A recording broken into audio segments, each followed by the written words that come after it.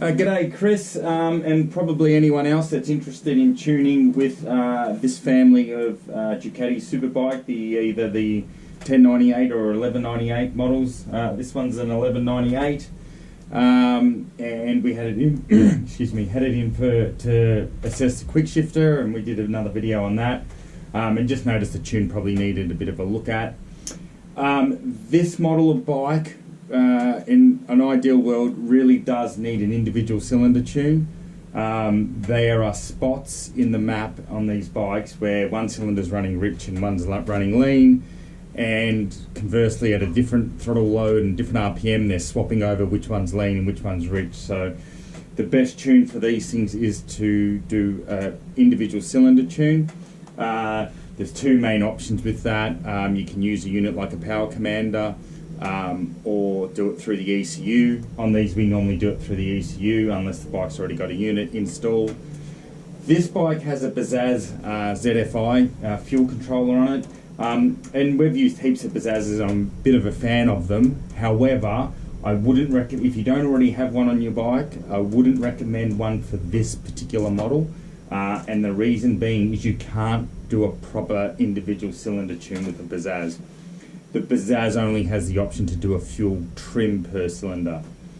And basically what that means is if you were to tune the bike perfectly for one cylinder, like on all your throttle loads and RPMs, so we've got a table up here and along there you've got all the RPMs and then the throttle loads down this side, and you have a heap of cells where you can tune.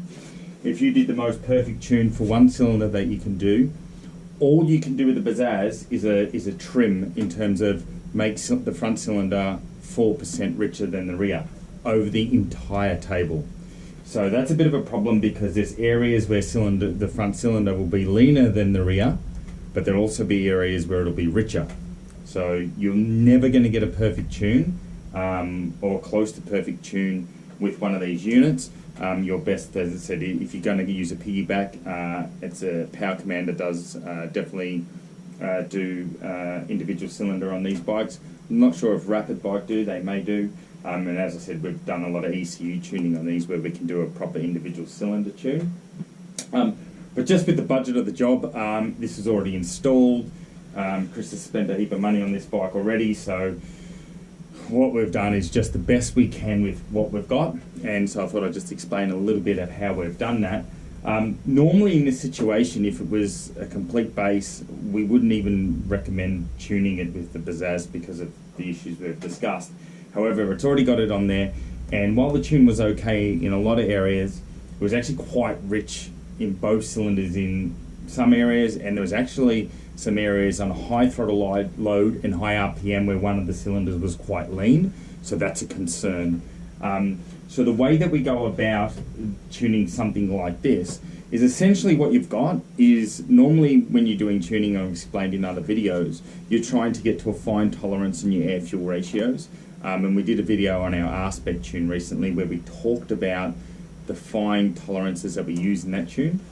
With something like this, basically what it means is our tolerances have to be bigger. We can't get it perfect or closer to perfect throughout the rev range. It's just not possible because, like I said, if you've got an area where the front cylinder is lean and the rear cylinder is richer, and then they swap over with the trim, you can't do that. So what we do instead is we just the margin of accepting the air fuel ratio and the exhaust readings, we actually make that a bit bigger. So we say, look, we don't want anything leaner than this, and we don't want anything richer than this value. And then on top of that, what we do is knowing these bikes, knowing what RPM and throttle load you will use on a track, and this is a track bike, we make compromises based on what's going to be used. For example, on the small throttle loads, we don't want the bike to be too rich, because if it gets too rich in a particular cylinder, you'll feel a bit of a throttle hesitation and misfire. And yeah, sure, we don't want it too lean in those areas as well, but our margin's a bit bigger on the lean side than it is on the rich side in those areas. As we start opening more throttle load, then that starts to change. So there'll be areas on the big throttle load where we'll accept one of the cylinders being too rich, provided that means the other one isn't too lean. So you have to just, when you do this, the way we did it, we did the whole bunch of bases first and got the balance between the two, as close as we could get it with just using the actual fuel map first. And then we had a look at all of the different throttle loads and said, okay, which cylinder needs to be leaner than the other. Then we did that trim and then did an adjustment to just get the best scenario that we could. And while it's certainly not perfect and it's not, you know, the kind of level of tune that we normally try to deliver here at Race Centre, it certainly will be a bit better than it was before. And there were, like I said, a few areas where it was just too lean at big throttle load and in one of the cylinders, and we couldn't accept that because that's long-term going to damage the motor. In the short term it's not, but long-term it will.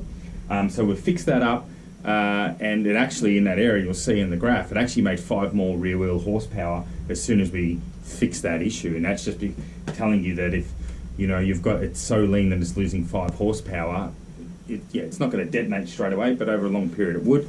So what we've been able to do is get rid of all the problem areas where we would say that's an actual issue for the bike's engine life long term. So being able to trim that up, and also get rid of on the small throttle some really rich spots that would cause throttle hesitation and a misfire, and also fouling of the spark plugs. So we've got rid of all the key issues that are going to cause it running issues or running problems, and got everything into an acceptable range. Sure, it's not the same level of throttle smoothness that we would expect. And on that, if you've got one of these bikes, you've ridden them, and you realise it feels like sometimes they're a bit rough, a big part of it is because the cylinders are so far out of whack with the standard mapping. And if you correct that, it makes a huge difference. But we've managed to get everything into a safe and acceptable level, and you can only do what you have with the tools available. And as I said, you know, always with any track bike, and everything falls into a budget. But with these bikes, bear that in mind. If you've got one of these and you're going to get a tune, select the right unit that you're going to use. Maybe speak to a trusted tuner that you know. We certainly, like I said, we'd either go with a Power Commander or an ECU tune, depending on what's available at the time. But we've done plenty of these through the ECU, and you can get the cylinders almost perfect, and it just gives you much better throttle response and much better drive off the corners. So anyway, thought just do a little video, particularly for Chris, so you could understand how we went about it and what we've done with the tune. And yeah, thanks.